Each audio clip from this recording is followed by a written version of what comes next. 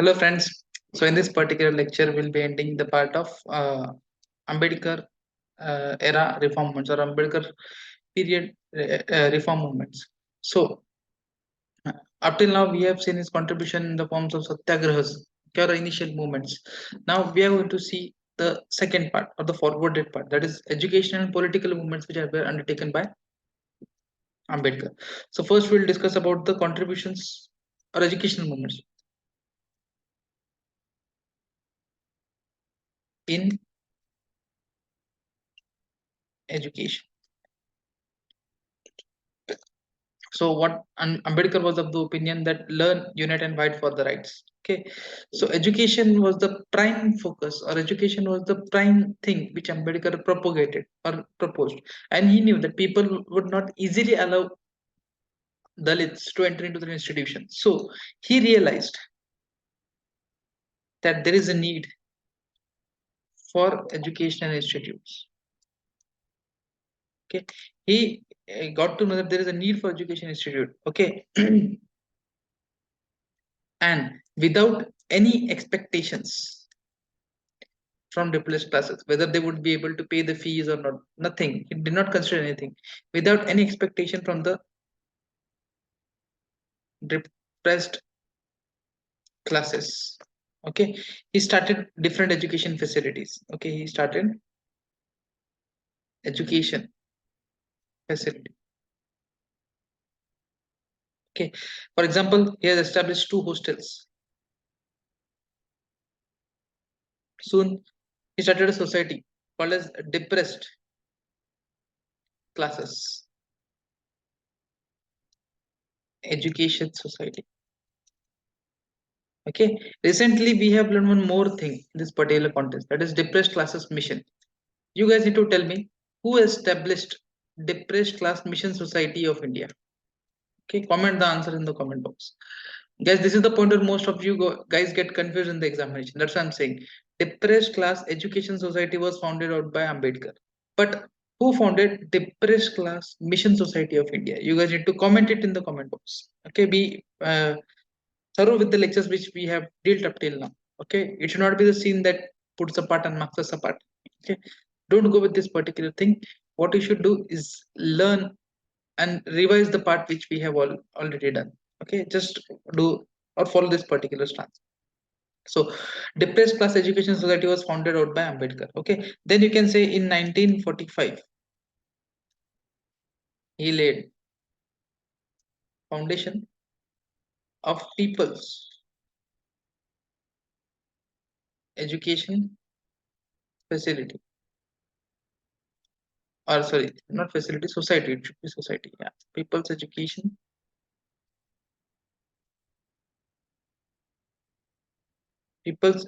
society, where it was established in ETY society in Mumbai. Okay, people's education society in Mumbai. Now, under this particular society, a college was established which was called as Siddhartha College.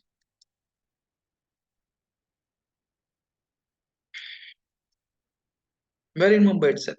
Okay, Siddhartha College was established under this particular society in Mumbai itself. Okay, next what he did, a new college, that is Milinda College, was established in Aurangabad. Okay, where Milinda College was established, it was established in Aurangabad. Okay, and a particular division that is called as Nagasen. Okay, Nagasen division or Nagasen campus at Aurangabad had many institutions. Okay, this particular thing had too many institutions which were offering various courses.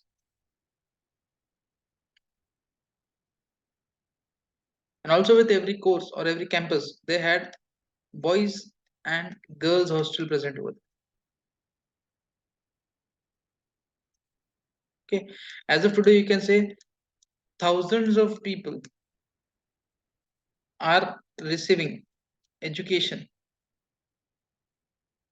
through these institutes. Nearly thousands of people are getting education through this particular institutes. Okay, now What he did was he took one more project under him.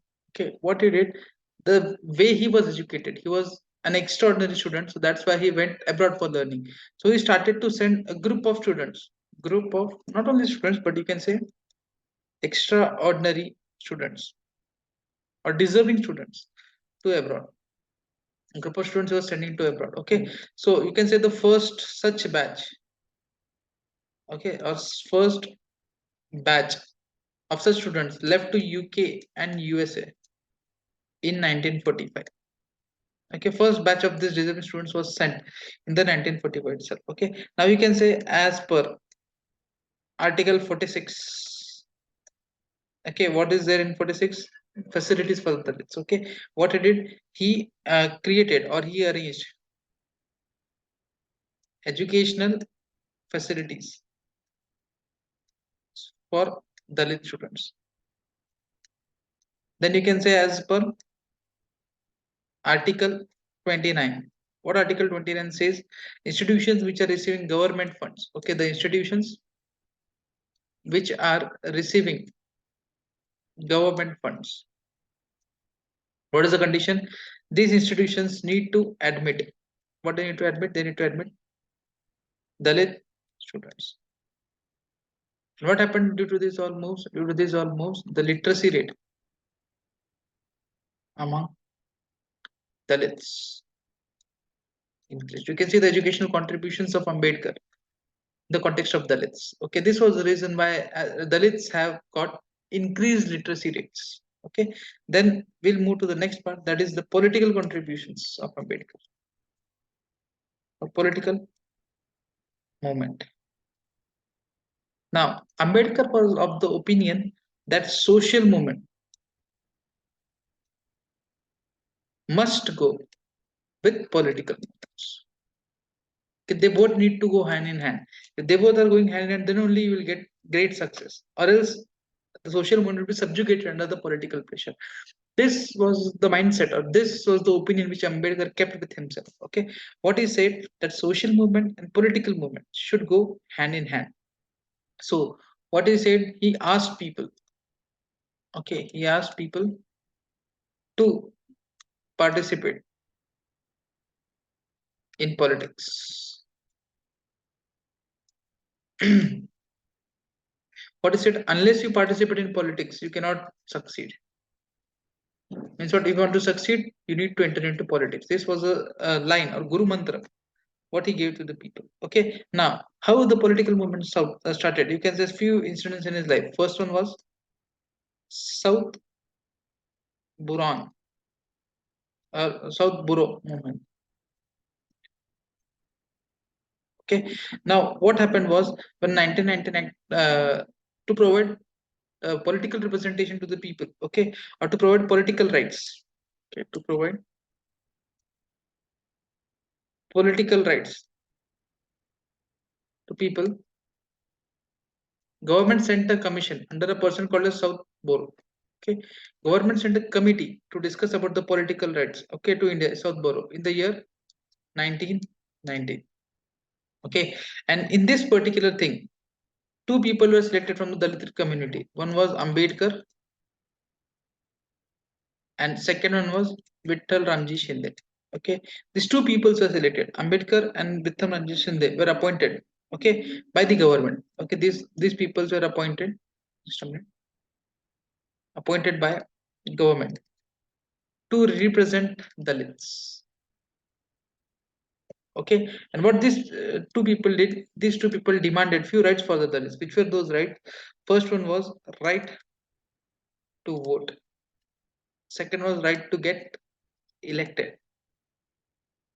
Okay, first right was right to vote. Second was right to elected. Next thing was independent constituency. They demanded an independent constituency for the Dalits. Okay, so these three were the major demands which were put forward by Ambedkar and Vittal Ramji Shinde in front of government or in front of Southborough Commission. Okay, then what happened? Simon Commission was appointed.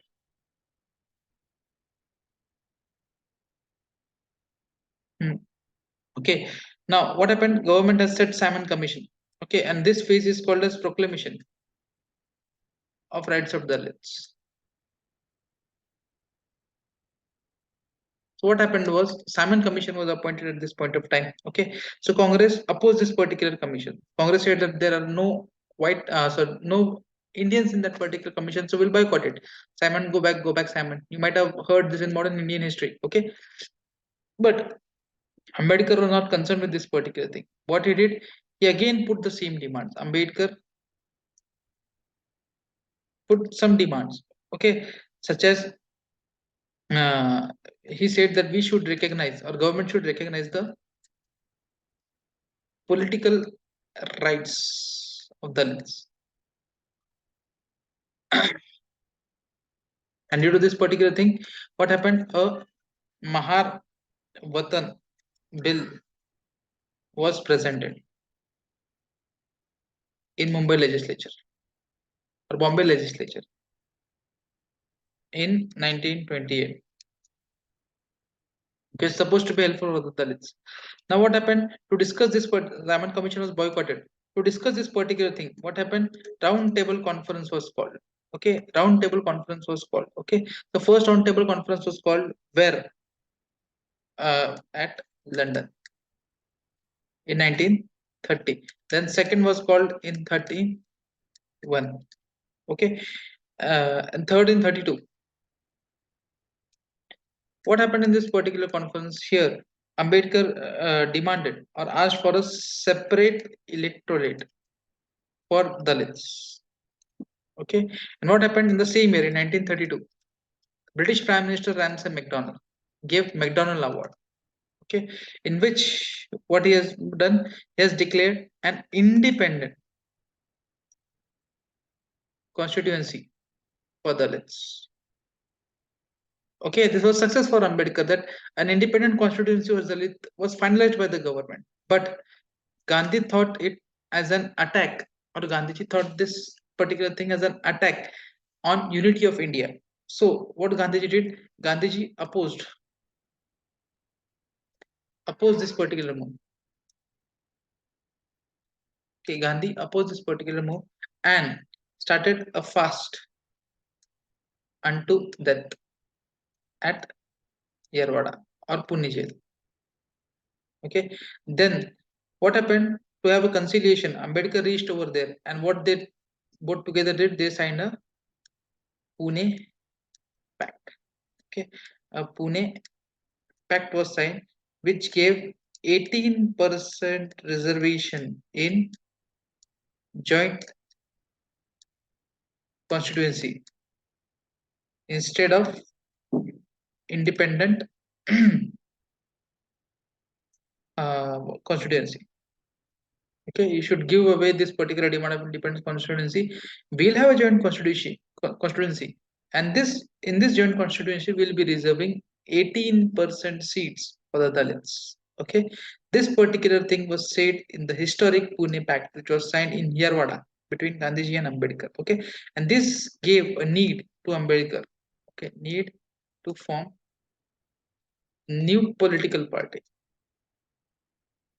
This gave a need to form a new political party by the Ambedkar. Okay, so as the demand came, there needs to be provided a supply. Yes, obviously there came a supply. Okay, so political party by Ambedkar. Next important point in this particular section is political party by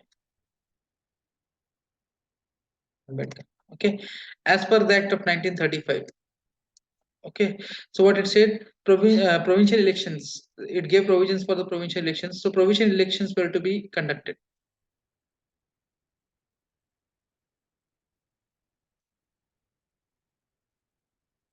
And to exercise the political rights for the Dalits, there need to be a political party of Dalits.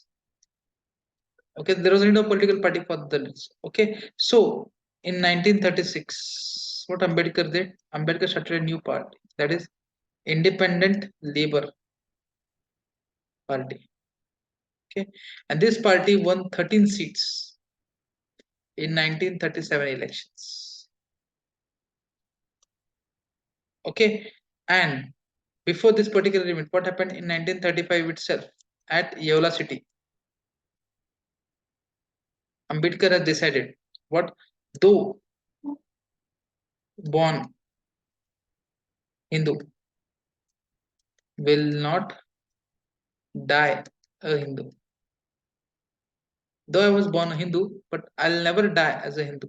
Okay, so this was the motto. Then what happened? 1946, a new party was formed by Ambedkar, which is called as Scheduled Caste Federation of India. Okay, and later after his death, you can say in 1957, his followers, they started a new party which is called as Republican Party of India, RPI. That is Republican Party of India. Okay. Now the last part in the context of Ambedkar phase is Ambedkar and Indian Constitution. Okay. So Ambedkar was elected to the Constitution Assembly from Bengal. Okay. And you can say he was the president of a committee called as Drafting Committee. Okay. And through this particular thing, what he did as being a president of Drafting Committee, he put forward or he laid draft of constitution. Okay, that's why he's often called as architect of the constitution, architect of the Indian constitution. Okay, he presented constitution based on different human values. Okay, he presented the constitution which was based on the values of democracy, equality, fraternity, and also he provided different things or different benefits for the Dalits. Okay, for example, new laws, okay, new plans were laid for them, reservation, and also different provisions were mentioned itself in the constitution. Okay, and then you can say on 14th of October 1956, what happened? Sorry, in Nagpur, Diksha Bhumi, he got converted to Buddhism.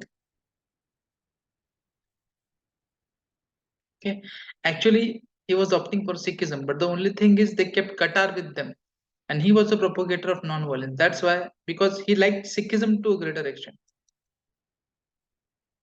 The only thing that Sikhism keep Qatar with them, promoting a thing of which is considered a thing of violence, correct? That's why he gave up on Sikhism and adopted Buddhism as a religion of peace. Okay, he adopted Buddhism, and then finally he took his last breath on 6th of December 1956. And this ends the second part, that is the reform movements under Ambedkar's domain. Okay, so we'll stop this session over here. In the next session, we'll be discussing about the post-Ambedkar Dalit movements. Okay, I hope you guys have enjoyed this particular session up till now. Please be in a habit of noting all the things that I'm telling you in this particular sessions. That is the factual part, but still, once it goes under your hand, everything will be easy for you. Okay? So we'll stop this session over here.